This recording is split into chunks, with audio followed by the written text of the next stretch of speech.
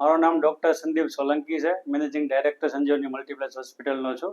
આજરોજ ઘણા બધા મહેમાનોએ અમારા આમંત્રણને માન આપી અને વધાર્યા હતા. એ બધાનો દિલથી હાર્દિક ધન્યવાદ. અમારી હોસ્પિટલની અંદર ઘણા બધા વિભાગોમાં સ્ટાર્ટ કર્યા છે, જેમાં છે લેબોરેટરી છે, એક્સરે છે, સોનોગ્રાફી છે અને ઇમરજન્સી સારવાર છે. હું હર્ષુભાઈ ડોગરિયા, બાદલપુર સરપંચ. હવે આજે આ સંજીવની હોસ્પિટલના ઉદ્ઘાટન પ્રસંગે આમ તો 5 વર્ષ ત્યાં ડૉક્ટર સંદીપ સોલંકી અને ડૉક્ટર કિશન રાઠોડ સંજીવની ક્લિનિક અહીંયા બગડુ રોડ ઉપર ચલાવતા. ત્યાર પછી અવારનવાર અમે એને મળતા અને સાથે રહી અને નક્કી એવું કર્યું કે ભાઈ આ ગામડા અહીંયા જે બગડુની અંદર 25-30 ગામ આજુબાજુમાં લાગે છે, તો લોકોને સારી સુવિધા મળે તો એના માટે શું કરવું. એટલે અમે ડૉક્ટરોને બધાએ ચર્ચા કરીને ડૉક્ટર સાહેબે એક આયોજન કર્યું કે ભાઈ તો પછી આપણે બગડુ મલ્ટી સ્પેશિયાલિટી હોસ્પિટલ ઊભી કરીએ અને આજે એનું ઓપનિંગ પણ કર્યું છે, સંજીવની મલ્ટી સ્પેશિયાલિટી હોસ્પિટલ.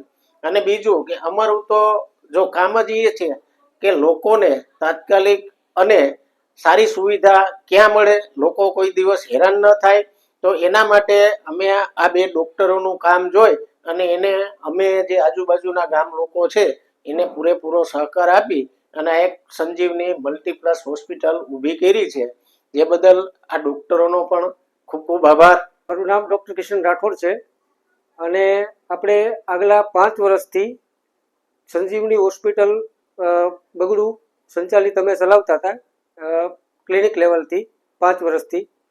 ત્યારબાદ અમે આ જ એરિયા ઉપર મોટી હોસ્પિટલ મલ્ટી સ્પેશિયાલિટી હોસ્પિટલ બનાવવાનું એક વિચાર્યું. તે પછી અમે પ્રોપર્ટી લઈને એવું વિચારી અને એ પ્રોપર્ટી ઉપર આજે 2 વર્ષ પછી અમે મલ્ટી સ્પેશિયાલિટી હોસ્પિટલ બનાવી છે. જે મલ્ટી સ્પેશિયાલિટી હોસ્પિટલમાં ગાયનેક વિભાગ એટલે કે સ્ત્રીરોગ વિભાગ, ઓર્થોપેડિક વિભાગ એટલે કે હાડકાનો વિભાગ, પીડિયાટ્રિક વિભાગ એટલે કે બાળકોનો વિભાગ અને મેડિસિન વિભાગ, જેમાં જનરલ મેડિસિન સમાવેશ થાય છે. અને હોસ્પિટલ 24/7 એટલે કે 24 કલાક ઓપન રહેશે અને કોઈ પણ દર્દીને કંઈ પણ જરૂરિયાત કે કંઈ પણ સારવારની જરૂરિયાત પડે તો 24 કલાક માટે હોસ્પિટલ ખુલ્લી જ છે.